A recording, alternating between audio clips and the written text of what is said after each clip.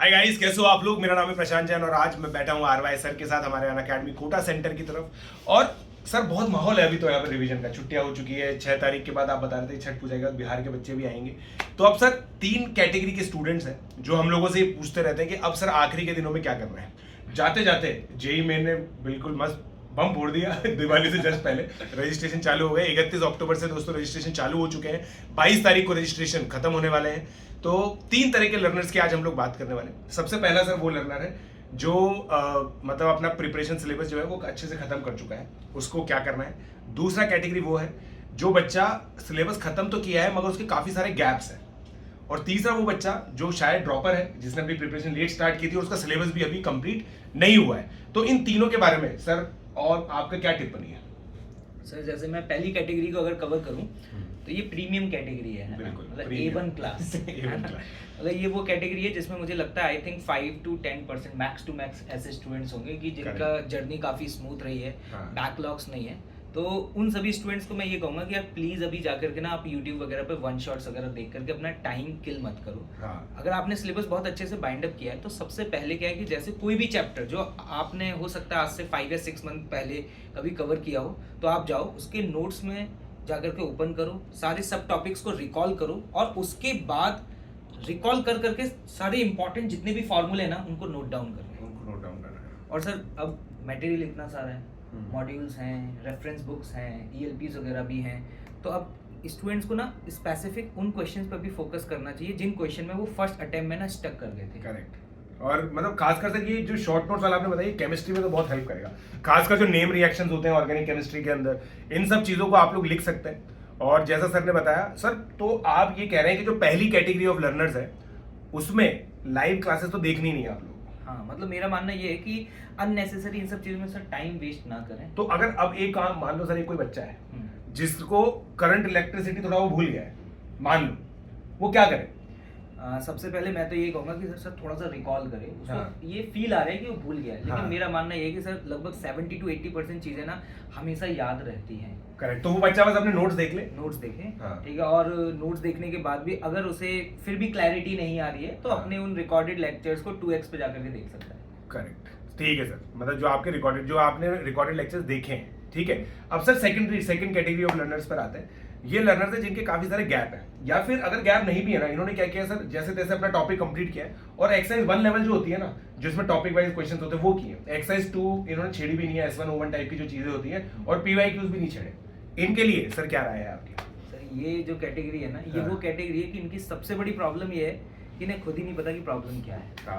मतलब इन्होंने एफर्ट्स तो किए हैं लेकिन वो सारे एफर्ट्स जो है ना सर वो रैंडम एफर्ट्स हैं, ठीक है। वो सभी एफर्ट सेम डायरेक्शन में अलाइन है ही नहीं। इनको एग्जैक्ट अब ये पता ही नहीं है कि किस चैप्टर को ज़्यादा वेटेज देना है, किस चैप्टर में क्या पढ़ना है। क्योंकि जब ये नोट्स खोलते हैं तो नोट्स में सर 50-60 पेज, अभी सोचते हैं यार 50-60 पेज पढ़ने में तो मुझे 4 से 5 दिन लग जाएंगे। ओवरऑल अगर मैं तीनों सब्जेक्ट की बात करूँ तो अबाउट 80 चैप्टर्स हैं। और 80 into 3 अगर एक चैप्टर में 3 दिन भी लगाते हैं 240 दिन, मतलब ये तो 6 मंथ हो गए। समय बचा सर 75 डेज सही बात है। तो ऐसे स्टूडेंट सर जनरली मैंने देखा है अंत में थोड़ा सा टेंशन में आते हैं और फिर सोचते हैं कुछ नहीं हो पाएगा, चादर ओढ़ के सो जाते हैं चादर ओढ़ के सो जाते हैं। तो अब ये क्या करें बच्चे सर इनको एक सही डायरेक्शन चाहिए।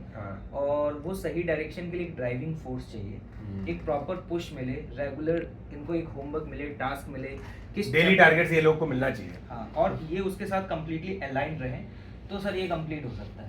और उसके लिए मुझे लगता है कि आपके पास तो बेस्ट कोर्स है ही सर। बिल्कुल सर, जो हमारा स्प्रिंट कोर्स है वो आप लोग ज्वाइन कर सकते हैं। और स्प्रिंट कोर्स को ज्वाइन करने के लिए अभी आपको पता ही है आरवाई सर तो ज़्यादा कोड प्रमोशन करते नहीं है, तो PJ लाइव कोड आप लोग यूज़ करें और सब्सक्रिप्शन लीजिए आप लोग।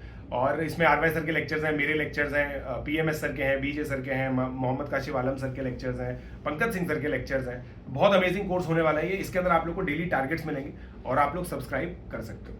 अब सर तीसरी कैटेगरी पर आते हैं। तीसरी कैटेगरी भी बहुत इंटरेस्टिंग है ना। तीसरी कैटेगरी ऑफ वो लर्नर्स है जो एक तो ड्रॉपर्स हो सकते हैं जिन्होंने बाद में प्रिपरेशन स्टार्ट की, उनका सिलेबस ही कंप्लीट नहीं है, है ना, सिलेबस कंप्लीट हो ही नहीं रहा है उनका, ठीक है। और या फिर वो बच्चे जिनकी 12th में मेजर वीकनेसेस थी, 11th का बैकलॉग होगा, वो ऐसे में देखो हम चौथी जो कैटेगरी है ना उनकी तो बात ही नहीं कर सकते, जो बिल्कुल ही नॉन सीरियस है, जिन्होंने मतलब सब कुछ ही छोड़ दिया है, जो इधर उधर बस टाइम पास करते हैं, उनकी तो हम बात ही नहीं कर रहे हैं। ये वो बच्चे हैं जिनका इंटेंट है कि वो अच्छा करें मगर उनके पास समय सही में कम है। ऐसे बच्चों के लिए सर क्या गाइडेंस है। सर मैं सबसे पहले ये कहूँगा कि ऐसे स्टूडेंट्स को अभी ना बिल्कुल पैनिक नहीं होना है। उनकी पहली प्रायोरिटी ये होनी चाहिए कि उन्हें अपने सिलेबस को ना बेहतर तरीके से ना कंप्लीट करना चाहिए। क्योंकि अगर उन्होंने सिलेबस कंप्लीट नहीं किया और वो रैंडमली इधर उधर एफर्ट्स करने लगे तो सर फर्स्ट अटेम्प्ट तो बिगड़ेगा ही बिगड़ेगा, और दूसरा भी बिगड़ जाएगा, और दूसरा भी बिगड़ जाएगा। तो मैं उनसे ये कहूँगा कि भाई आप फर्स्ट अटेम्प्ट पे फोकस मत करो, अभी आप इस चीज़ पे फोकस करो कि ये जो प्रोसेस है ना सिलेबस कंप्लीशन की, आप इसे फॉलो कर पाओ और अपने सिलेबस को बेहतर तरीके से कंप्लीट कर पाओ सर। बिल्कुल। तो सर इसमें ना ये चीज़ जेन्युइनली बच्चे पूछते हैं कि सर आरवाई सर कॉन्कर एसआरजी में पढ़ाते हैं, तो कॉन्कर एसआरजी के बच्चों को आप कैसे गाइड कर रहे हो, वो एज इट इज बता दो इन बच्चों को। देखिए मैंने आज भी कॉन्कर एसआरजी में दिवाली ब्रेक के बाद मेरी पहली क्लास थी, तो मैंने स्टूडेंट्स को सबसे पहले जाकर के यही बोला कि यार पैनिक मत हो कि क्या होगा कैसे होगा, ठीक है। अननेसेसरी टेंशन लेने से क्या होगा कि कुछ नहीं होगा, सिर्फ आप अपना टाइम वेस्ट करेंगे और एट द एंड आपको कोई कंक्लूजन मिलने वाला नहीं है। कुछ प्रॉब्लम्स ऐसी हैं जिनके सॉल्यूशन यही हैं कि आप रेगुलर एफर्ट्स करते रहिए, सिलेबस को अच्छे से कंप्लीट करिए और थोड़ा सा एग्रेसिव हुई है। वैसे अभी तक क्या है कि ये लोग सर क्वेश्चन प्रैक्टिस तो काफी कर रहे थे लेकिन कोई टाइम बाउंडेड होकर के नहीं कर रहे। अच्छा, आज मैंने इनको टारगेट दिया कि जब भी आप जेईई मेंस लेवल के पीवाईक्यूज करने जा रहे हैं तो आप ये टारगेट सेट करिए कि मुझे 60 मिनट्स में ना 30 क्वेश्चंस अटेम्प्ट करने हैं।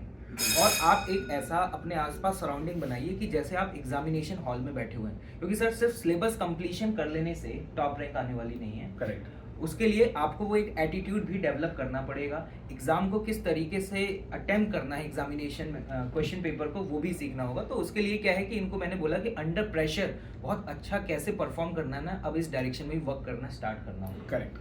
तो बिल्कुल सर, अब देखो दोस्तों, जो तीनों कैटेगरी ऑफ लर्नर्स है हम लोगों ने आपको बता दिया है और हम लोग क्या इंप्लीमेंट कर रहे हैं हमारे अनअकैडमी सेंटर पे वो भी आप लोगों को पूरी तरीके से पता है। एक और चीज आप लोग ध्यान रखिए दोस्तों, मार्गदर्शन की जो टेस्ट सीरीज है वो सभी लोगों को अटेम्प्ट करनी चाहिए, उसका लिंक भी डिस्क्रिप्शन में अवेलेबल है। स्प्रिंट कोर्स के साथ इसके जो टेस्ट है ना, फुल टेस्ट, वो आप लोग को फ्रीली अवेलेबल हो जाएंगे। तो आप लोग दोस्तों इसके लिए इनरोल कीजिए और मेरा ये मानना है कि अगर आप हम लोग को फॉलो करेंगे, हमारे जो डेली टारगेट्स हैं उनको फॉलो करेंगे, तो आप लोग बहुत अच्छा जेईई मेन के अंदर कर पाएंगे। Let's crack it.